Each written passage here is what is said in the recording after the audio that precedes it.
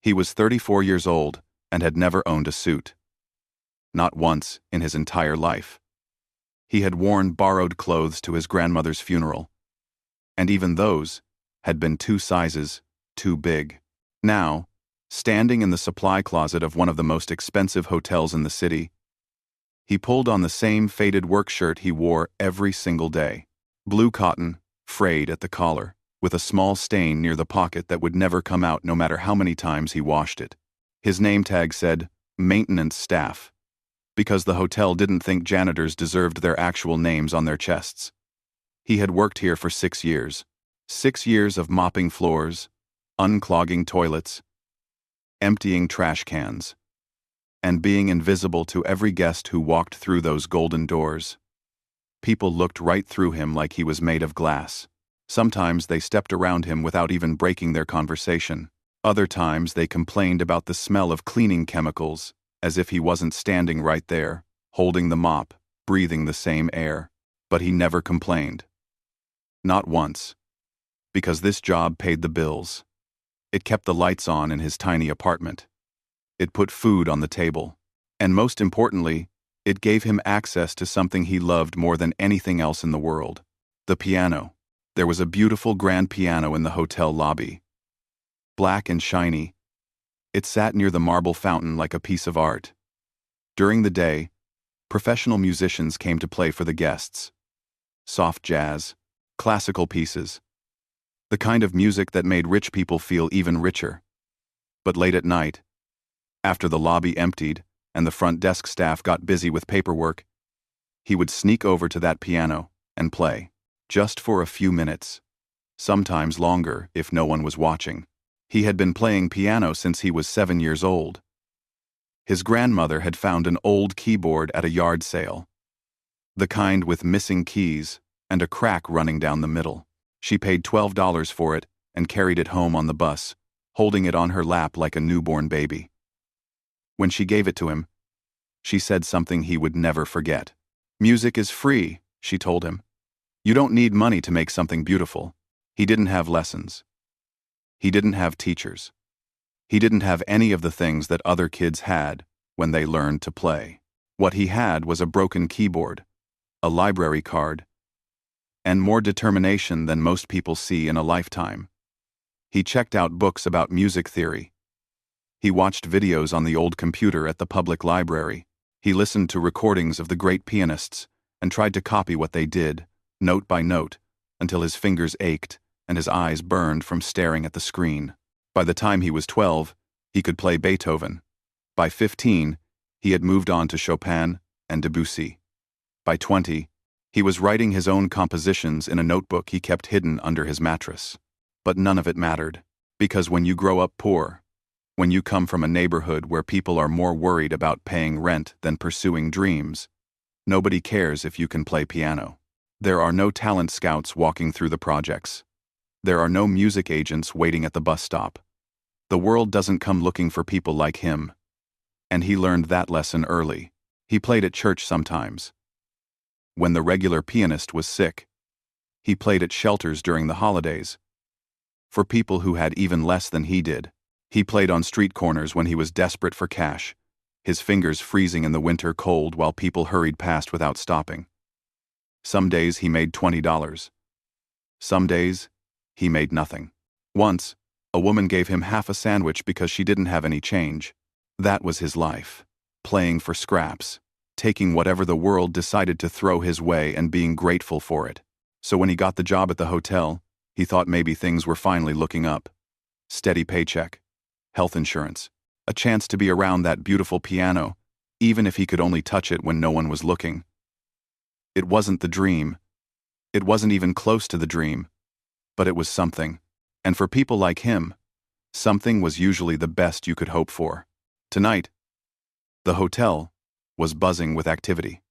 He had never seen so many fancy cars pulling up to the entrance. Limousines, mostly, with drivers in black suits, opening doors for women in gowns and men in tuxedos.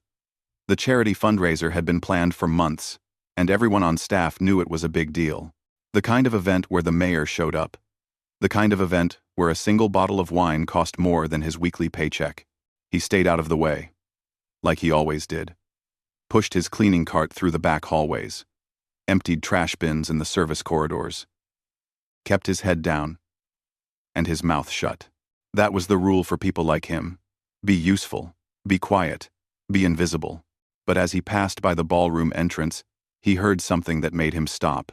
Panic. Two women in headsets were standing near the door, speaking in rapid, hushed voices. One of them had a clipboard clutched to her chest like a shield. The other was on the phone, her face pale, her words clipped and frantic. What do you mean he's not coming? The event starts in 45 minutes. He didn't mean to eavesdrop. But the walls were thin, and their voices carried. Food poisoning, the woman on the phone said. He's been in the hospital since this morning. There's no way he can perform. This is a disaster. An absolute disaster. We have 200 guests expecting live music, and we have no pianist. Do you understand what that means? He understood. He understood perfectly. For a moment, he just stood there, frozen, his hand still resting on the handle of his cart. His heart was beating fast, the way it always did when he was near a piano, the way it had beaten since he was 7 years old, sitting in his grandmother's living room, touching those broken keys for the very first time.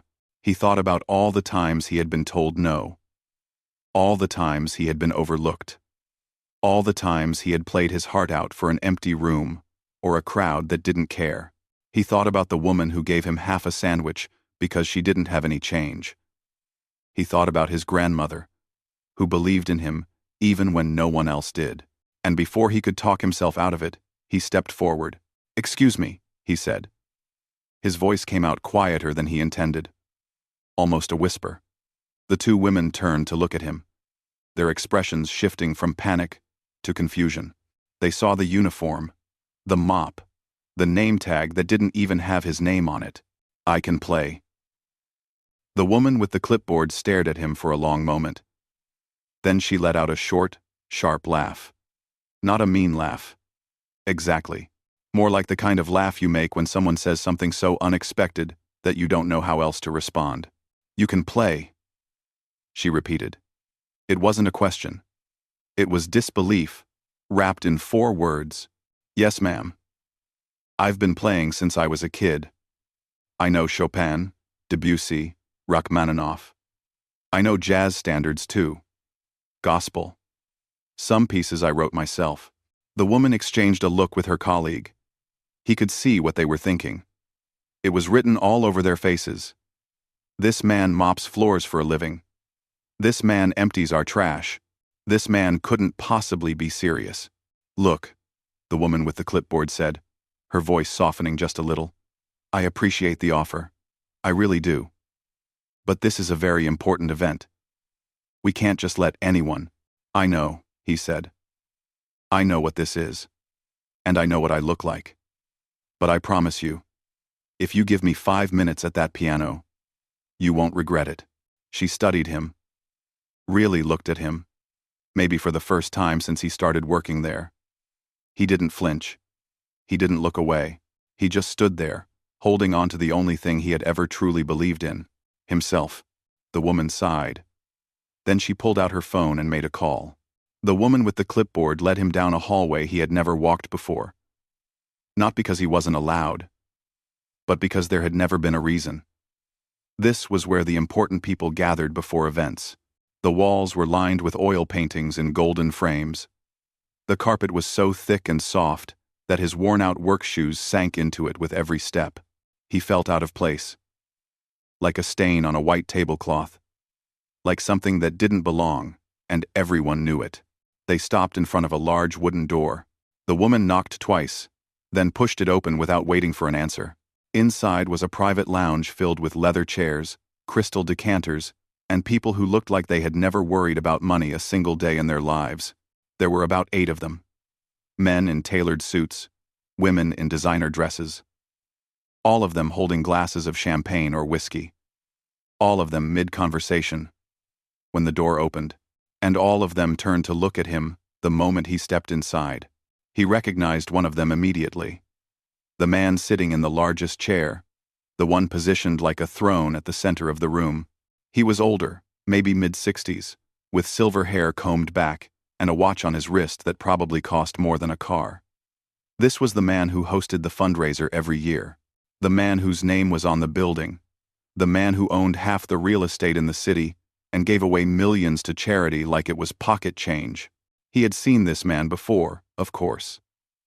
Pushing his cleaning cart through the lobby, while the man walked past with his entourage. Emptying trash cans outside the conference room, while the man held meetings inside. But he had never spoken to him. Had never even made eye contact. Until now. "This is him?" the older man asked. His voice was calm, measured, like someone who never needed to raise it to be heard. The woman with the clipboard nodded nervously. "He works in maintenance. He says he can play." A ripple of reaction passed through the room. A few raised eyebrows. A few exchanged glances. And then, from the corner, a sound that cut through everything else. Laughter. It came from a younger man, maybe 40, with slicked back hair and a suit so perfectly fitted it looked painted on. He was leaning against the bar, swirling a glass of amber liquid, and he was laughing like someone had just told him the funniest joke he had ever heard. "I'm sorry," the man said, still chuckling. "I must have misheard. Did you just say the janitor is going to perform at our $500 a plate charity gala?" The words hit like a punch to the gut. But he didn't flinch. He had been laughed at before. He had been mocked, dismissed, overlooked his entire life. This was nothing new.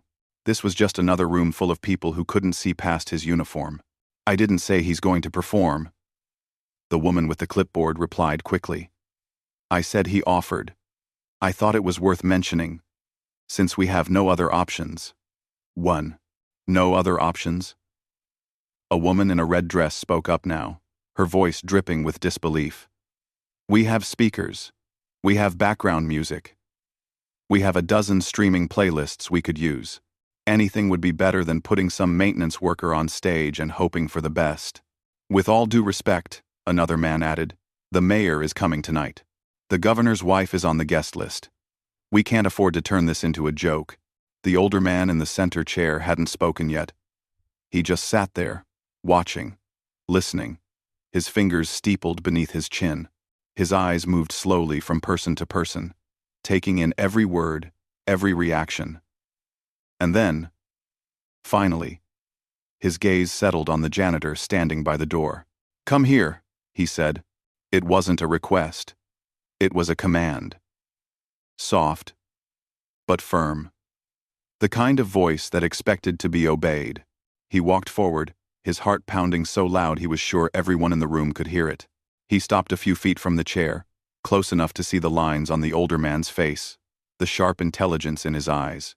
"What's your name?" the older man asked. He told him. "How long have you worked here?" 6 years, sir. And in those 6 years, I've never seen you." He hesitated.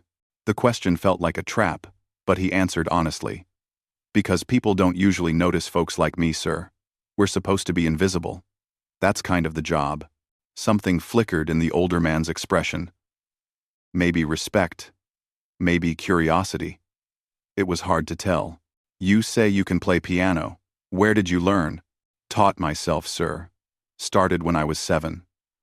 My grandmother gave me an old keyboard she found at a yard sale. I learned from books, from videos, from listening to records over and over, until I could copy what I heard." The man with the slicked back hair scoffed. "Self-taught. Wonderful. So you have no formal training, no credentials, no experience performing at events like this, and you expect us to let you play in front of 200 of the most influential people in the city?" He turned to face the man directly. Looked him right in the eyes. "I expect nothing, sir. I never have. But I know what I can do. And if you give me a chance, I'll show you." The room went quiet. The kind of quiet that feels heavy, like the air itself is holding its breath. The older man leaned back in his chair. He studied the janitor for a long moment, and then he asked one more question. "Why do you want to do this? What's in it for you?" He thought about the question. Really thought about it. and when he answered, his voice was steady. "Nothing, sir. I'm not asking for money. I'm not asking for fame. I just love to play. I've loved it my whole life. And I've spent 30 years playing for empty rooms and street corners and people who never stop to listen. Just once. I'd like to play for a room full of people who might actually hear me." Silence again. Longer this time. The woman in the red dress shook her head. "This is ridiculous. We're wasting time we don't have." The man with the slicked back hair finished his drink and set the glass down hard. "I agree. Let's just use the playlist and move on." But the older man held up his hand. Just one small gesture, and the entire room went still. "One song," he said. "You play one song. If it's not good enough, we switch to recorded music, and no one will mention this again. If it is good enough." He paused, letting the words hang in the air. "Well, we'll see." The woman with the clipboard looked horrified. "Sir? Are you sure about this?" "No," the older man admitted. "I'm not sure at all. But I didn't build everything I have by always playing it safe." He looked at the janitor one more time. "You have 5 minutes to get ready." "Don't make me regret this." He nodded. He didn't trust himself to speak. If he opened his mouth, he was afraid his voice would crack, would betray the storm of emotions raging inside him. Fear, hope, gratitude, disbelief. As he turned to leave, the man with the slicked back hair called out one last thing. "Hey, janitor." He stopped, but didn't turn around. "When you embarrass yourself out there, try not to cry. It'll make the cleanup easier." A few people laughed. Nervous, uncomfortable laughter. The kind that fills the space when no one knows what else to do. He didn't respond. He just walked out of the room, down the hallway, past the oil paintings and the thick carpet and all the things that were never meant for people like him. He had 5 minutes. 5 minutes to change everything, or 5 minutes to prove them all right. He walked straight to the maintenance locker room without stopping. His hands were shaking. His whole body was shaking. He couldn't tell if it was fear or excitement or something else entirely. Something he didn't have a name for. The locker room was empty. Everyone else was busy with the event, running around the hotel, making sure everything was perfect for the guests. He stood in front of his locker for a moment, staring at the dented metal door, trying to catch his breath. What was he doing? These people had laughed at him. They had called him a janitor like it was an insult. They expected him to fail. They wanted him to fail. And here he was, about to walk into a room full of 200 strangers and sit down at a piano he had no business touching. His grandmother's voice came back to him then, soft and warm, the way it always sounded in his memories. "Music is free. You don't need money to make something beautiful." He opened his locker. Inside was a clean, white button-down shirt he kept for emergencies. He had bought it at a thrift store 3 years ago, just in case he ever needed to look presentable for something. He never imagined that something would be this. He changed quickly. The shirt was a little wrinkled, but it was clean. He tucked it into his work pants, the only pants he had. He splashed water on his face from the sink and looked at himself in the mirror. Same face. Same tired eyes.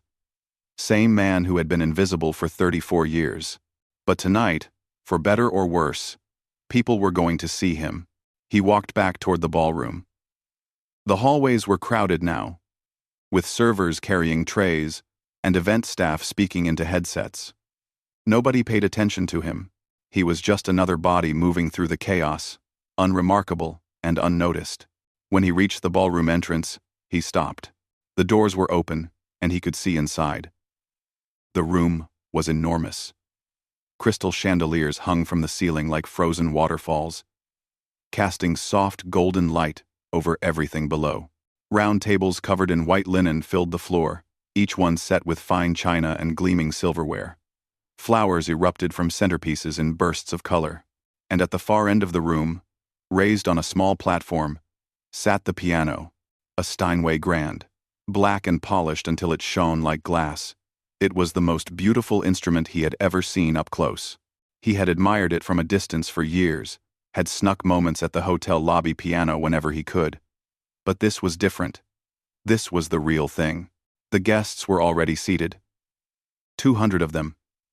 Maybe more. Men in tuxedos. Women in gowns that sparkled when they moved. Diamonds around necks and wrists. Watches that cost more than houses. These were the people who ran the city. The ones who made decisions that affected thousands of lives without ever knowing the names of the people those decisions touched. And they were all waiting. The woman with the clipboard appeared at his side. She looked stressed, her face tight with worry. "You're on," she whispered. "Just, please, don't mess this up." He nodded. He couldn't speak. His throat had closed up, and his mouth was completely dry.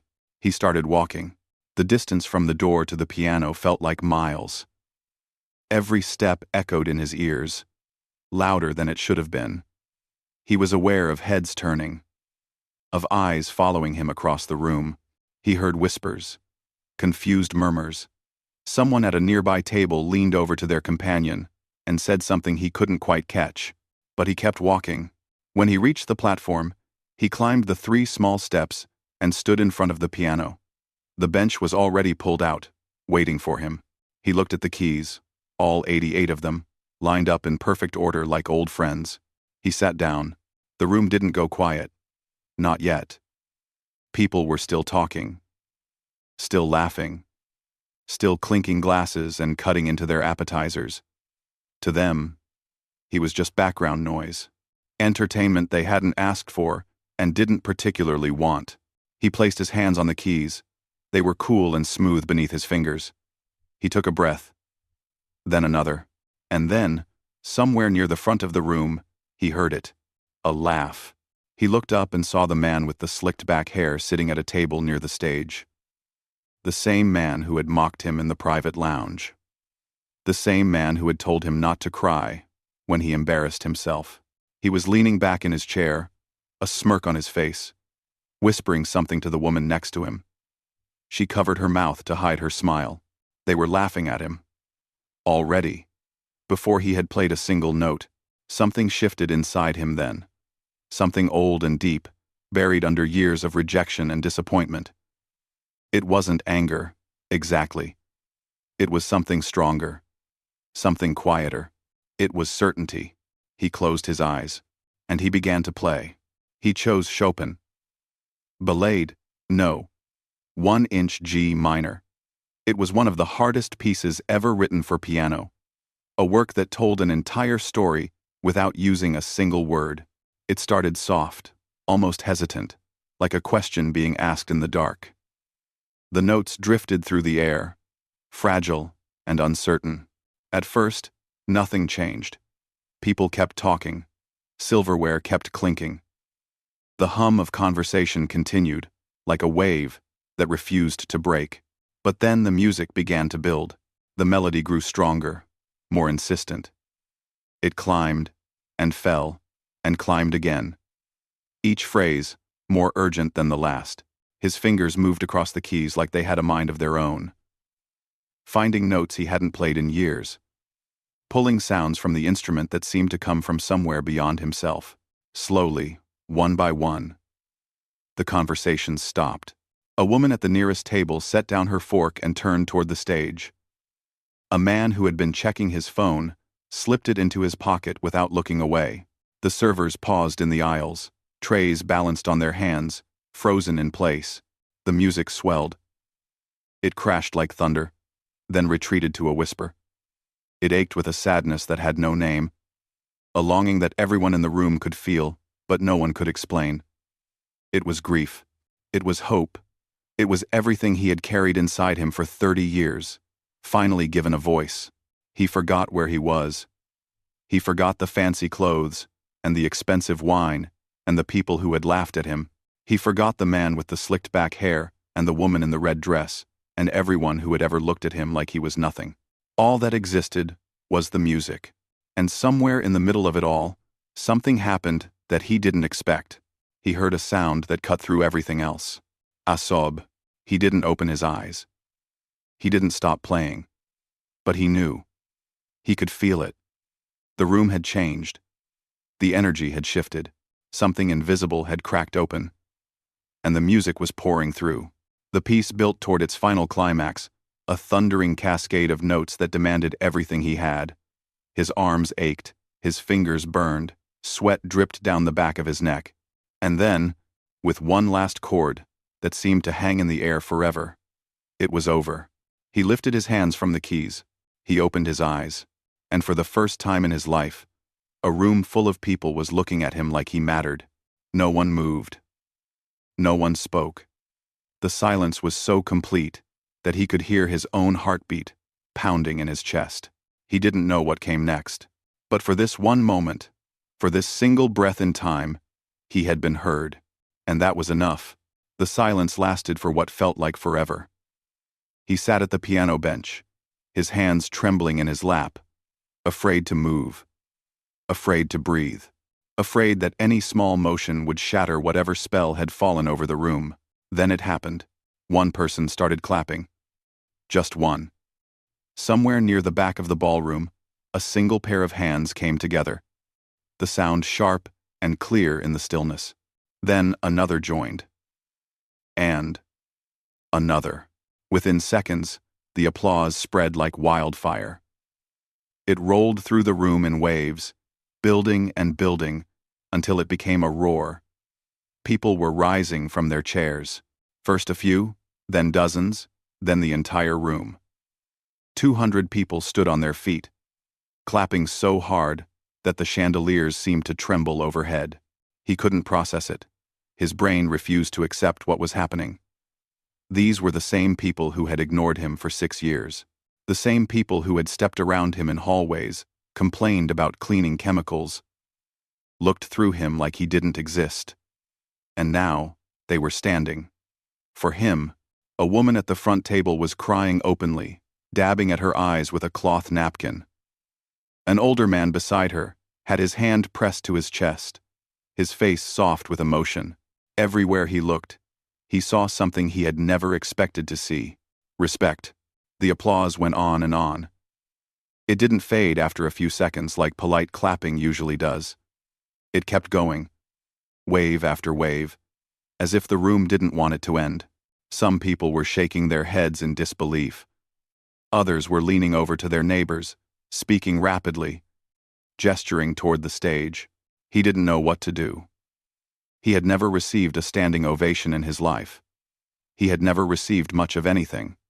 So he just sat there, frozen, until his body finally remembered how to move. Slowly, almost mechanically, he stood up from the bench. The applause grew even louder. He gave a small bow. Nothing fancy, nothing practiced. Just a simple nod of his head. The kind you give when you don't know the right way to accept something so big. When he straightened up, he saw movement at the front of the room.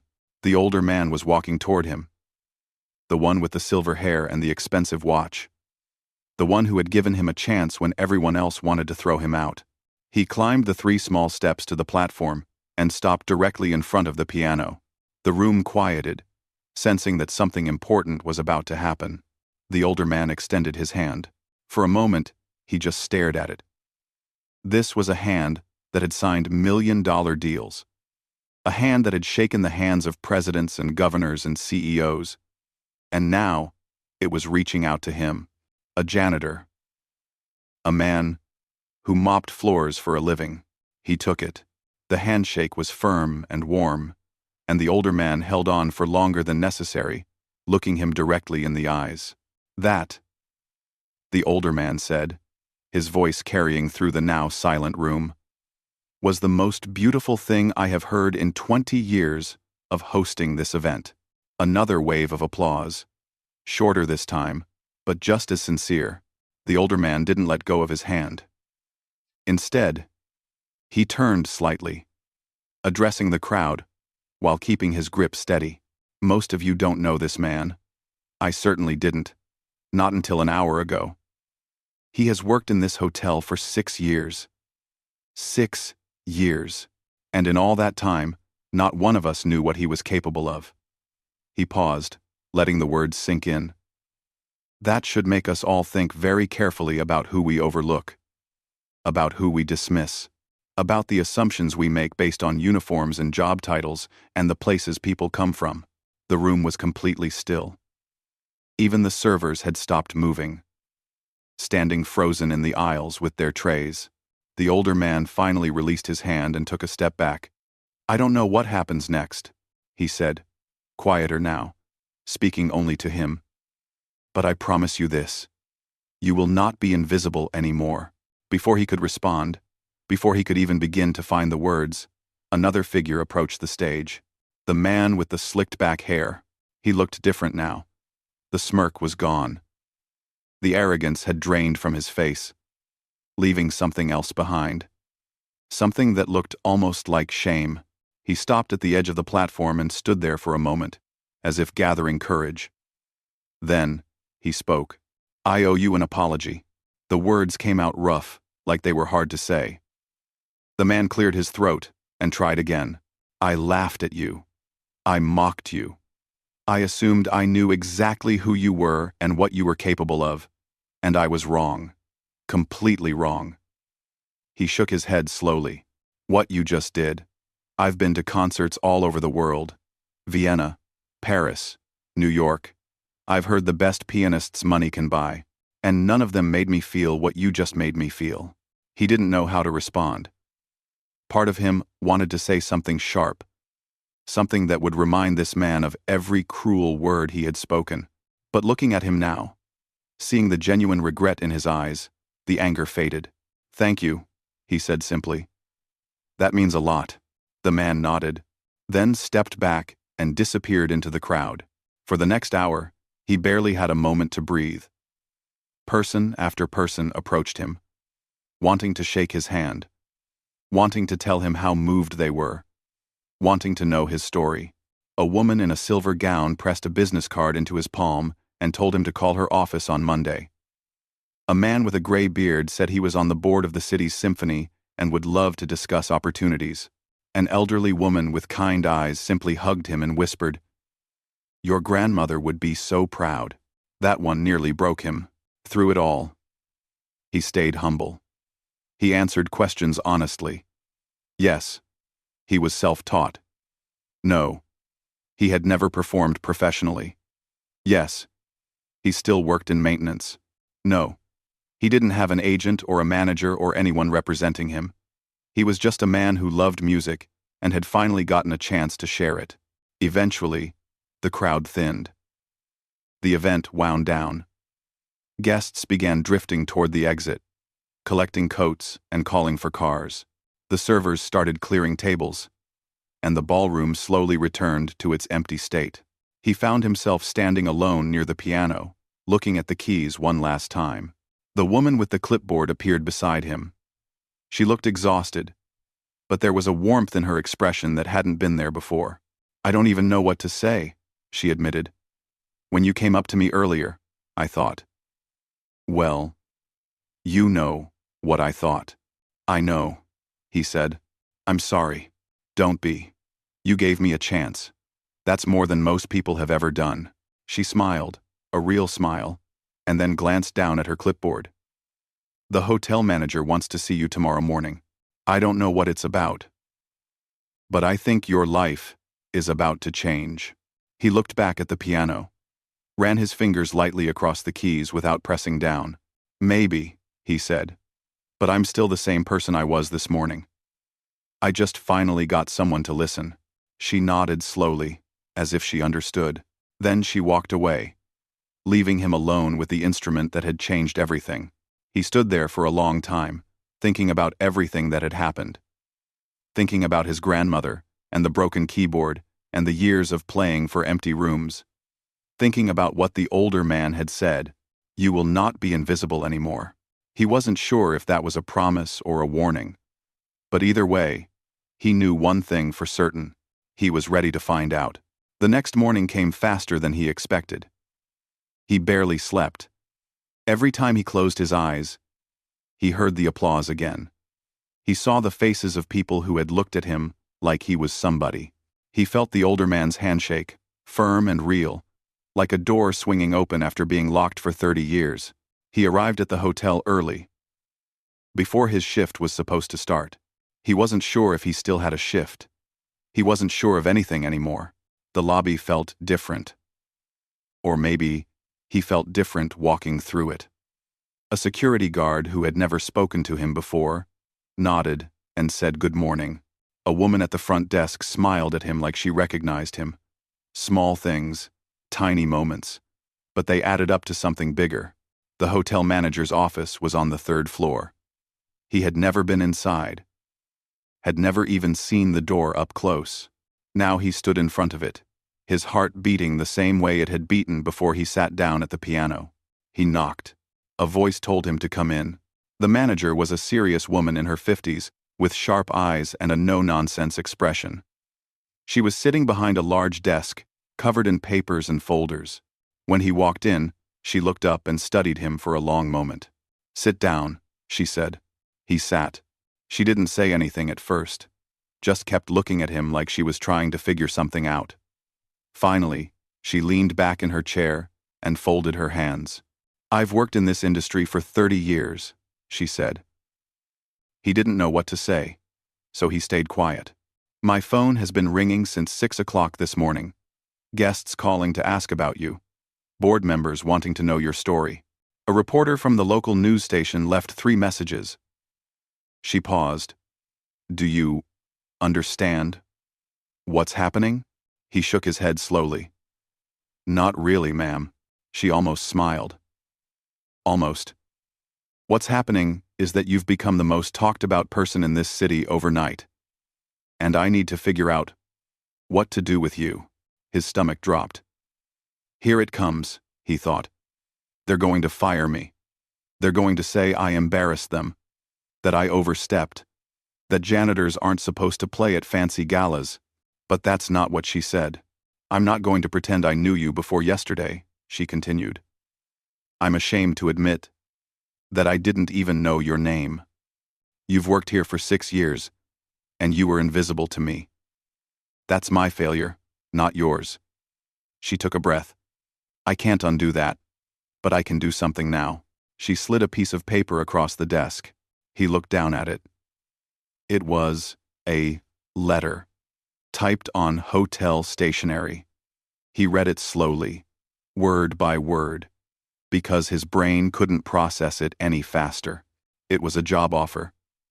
Not for maintenance, not for cleaning, for music. The hotel wanted to hire him as their official pianist. 3 nights a week in the lobby. Full benefits. A salary that was almost double what he currently made. His hands started shaking again.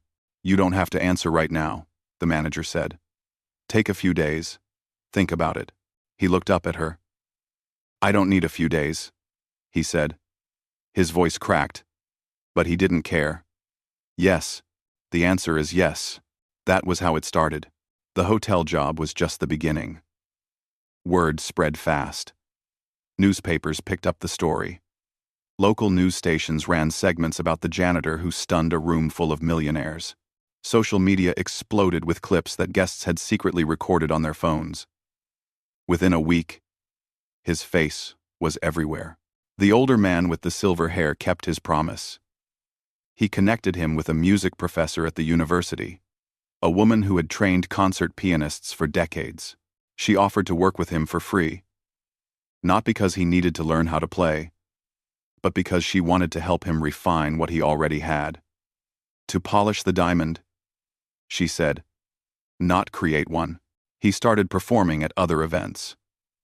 Private parties at first, then larger venues. A jazz club downtown invited him to do a weekend residency. A wedding planner started recommending him to her clients. Each performance led to another, and each audience responded the same way the first one had, with tears, with silence, with standing ovations that went on longer than they should, but he never forgot where he came from. 6 months after that night at the hotel, he started teaching piano at a community center in his old neighborhood. He charged nothing. He just showed up twice a week with a donated keyboard and taught whoever wanted to learn. Kids mostly.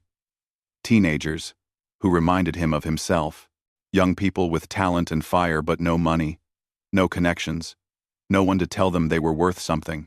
He told them the same thing his grandmother had told him. Music is free. You don't need money to make something beautiful. 3 years passed. 3 years of performing, teaching, growing.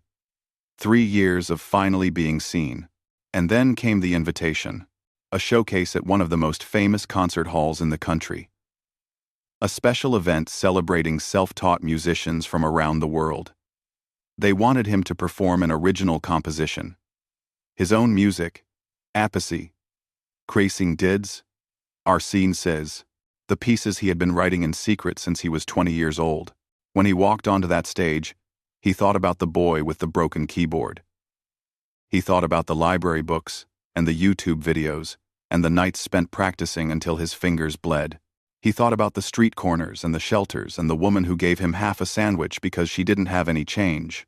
He thought about his grandmother, who had believed in him before anyone else did. The concert hall was packed. Thousands of people sat in velvet seats, waiting. The lights dimmed. A single spotlight found him at the piano. He placed his hands on the keys, and he played. The piece was called For Scraps. He had written it the week after the charity gala, pouring everything he felt into the notes. It was about hunger, not just for food, but for recognition, for dignity, for someone, anyone, to stop and listen. It was about all the years of being invisible and the single moment that changed everything. When the final note faded, the silence that followed was the deepest he had ever heard. Then the applause came. Louder than the hotel ballroom. Louder than anything he had ever experienced. It crashed over him like a wave. And this time, he didn't freeze. He stood up. He bowed. He let himself feel it. Backstage, a reporter asked him what he wanted people to take away from his story. He thought for a moment, remembering every person who had laughed at him, every door that had closed in his face, every night he had wondered if any of it was worth it. Then he answered, "Talent doesn't ask where you come from," he said. "It doesn't care about your job title, or your bank account, or the clothes you wear. It just needs someone to listen. And if no one listens at first, you keep playing anyway. Because one day, someone will." The reporter nodded and scribbled in her notepad. He smiled, thinking about his grandmother. About the $12 keyboard. About all the scraps that had led him here. Then he turned and walked back toward the stage. There was more music to play.